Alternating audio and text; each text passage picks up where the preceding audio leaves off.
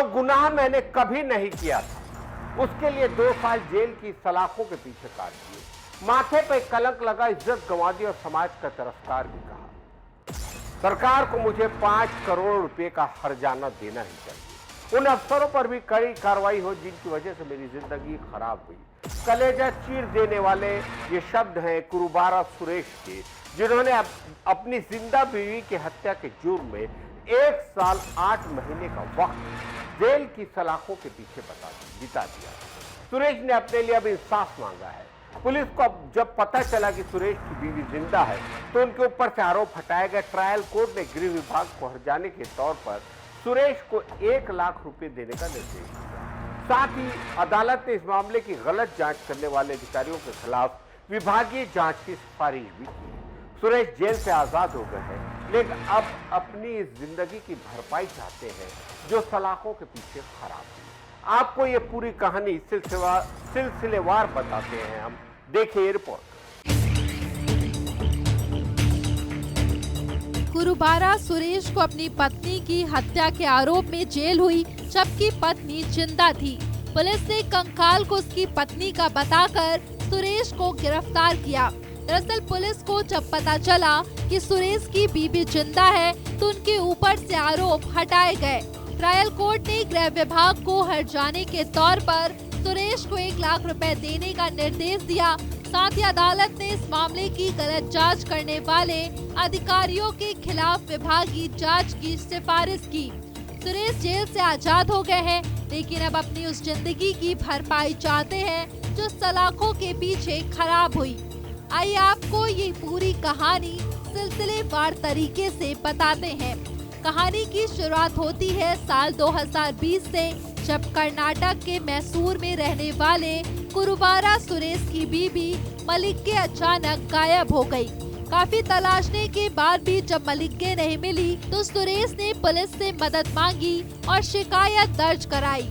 Police अभी मलिक्के की तलाश कर रही थी कि कुछ दिन बाद बेटदारापुरा इलाके में एक महिला का कंकाल मिला। पुलिस ने इस कंकाल को मलिक्के का बताया और उसकी हत्या के आरोप में सुरेश को गिरफ्तार कर जेल भेज दिया। कंकाल को मलिक्के की मां के ब्लड सैंपल के साथ डीएनए टेस्ट के लिए भेजा गया, लेकिन रिपोर्ट आने से पहले ही पुलिस ने कोर्ट में फाइनल चार्जशीट दाखिल कर दी। पुलिस ने आरोप लगाया कि मलिक्के की हत्या उसके पति ने की है। हालांकि रिपोर्ट में मलिक्के की मां के डीएनए से कंकाल मैच नहीं हुआ। डीएनए मैच न होने के बाद सुरेश की तरफ से डिस्चार्ज एप्लीकेशन दाखिल की गई, लेकिन अदालत ने इसे मंजूर नहीं किया। कोर्ट ने पुलिस से कहा कि वह मलिक्के की मां और गांव के लोगों की गवाही की जांच करे। कोर्ट में हर किसी ने यही गवाही दी कि मलिक्के जिंदा है और किसी के साथ भाग गई है। कोर्ट ने इस बारे में पुलिस की चार्जशीट पर सवाल उठाए, लेकिन अफसर इसी बात पर अड़े रहे कि कंकाल मलिक्के का है और सुरेश ने ही उसकी हत्या की है। इस तरह धीरे धीरे सुरेश को जेल की सलाखों के पीछे रहते हुए 20 महीने का वक्त बीत गया।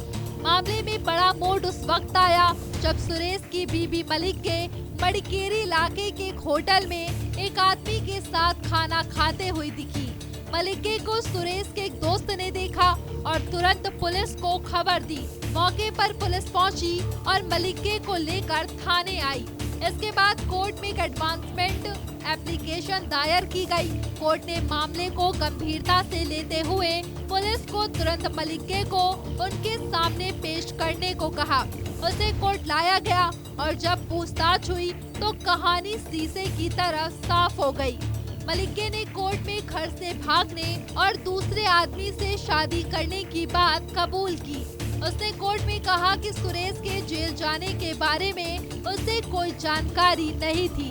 इस मामले में चौंकाने वाली बात यह भी थी कि मलिक्के शेट्टीहल्ली नाम के एक गांव में रह रही थी, जो मडिकेरी से महज 25 से 30 किलोमीटर की दूरी पर है, लेकिन पुलिस ने उसे ढूंढने की कोई कोशिश नहीं की। सुरेश के वकील ने मामले को बेहद गंभीर और दुर्लभ बताते हुए सवाल उठाया कि आखिर वह कंकाल किसका था और पुलिस ने झूठी चार्जशीट क्यों दाखिल की। इसके बाद कोर्ट ने एसपी और मामले के जांच अधिकारियों को तलब किया, लेकिन उनके पास कोई जवाब नहीं था। आखिरकार कोर्ट ने 25 अप्रैल 2025 को सुरेश को निर्दोष करार दिया। गृह विश्राम को आदेश दिया गया कि वह हर्जाने के तौर पर सुरेश को 1 लाख रुपए दे और संबंधित अधिकारियों के खिलाफ जांच कर उचित कार्रवाई करे। हालांकि सुरेश इस हर्जाने से संतुष्ट नहीं है और उन्होंने कर्नाटक हाई कोर्ट में अपनी याचिका दाखिल करते हुए इंसाफ की गुहार लगाई है। उनका साफ तौर पर कहना है कि अपनी जिंदगी के लगभग 2 साल उन्होंने जेल में उस अपराध के लिए बिताए जो उन्होंने कभी किया ही नहीं। उनका सामाजिक जीवन और समाज में इज्जत खत्म हो गई, इसलिए सरकार इसकी भरपाई के लिए उन्हें 5 करोड़ रुपए दे और दोषी अधिकारियों पर कार्रवाई करे। सुरेश की यह भी मांग है कि आधिकारिक रिकॉर्ड में उसका नाम एक आरोपी के बजाय एक पीड़ित के रूप में लिखा जाए। सुरेश को उम्मीद है कि जल्दी उनकी याचिका पर सुनवाई शुरू होगी।